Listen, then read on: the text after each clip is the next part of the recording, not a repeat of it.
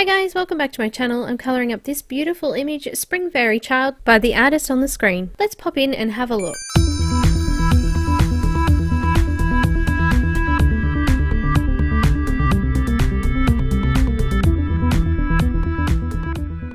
Thanks for joining me for this speed colouring. I've printed this beautiful image which I purchased on Etsy. I will pop the links in the description below, on some Nina Classic Crest paper, and I'm using Copic markers to colour this one in. I hope you enjoyed this speed colouring. If you would like the full detailed tutorial of this one, it is available on Patreon, as well as colour conversion charts, converting Copic markers to Prismacolor Polychromos and also now Black Widows.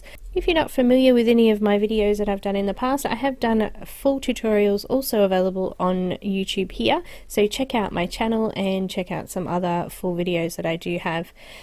Also too, make sure that you follow me on Instagram, Twitter, Facebook, Vero, and don't forget to subscribe and click on the little bell if you want notifications when I upload new videos. Come along and join me in my Facebook group, and also come and join some live chats that we've been doing pretty much weekly now, and I will see you all next time. Enjoy the video. Bye guys!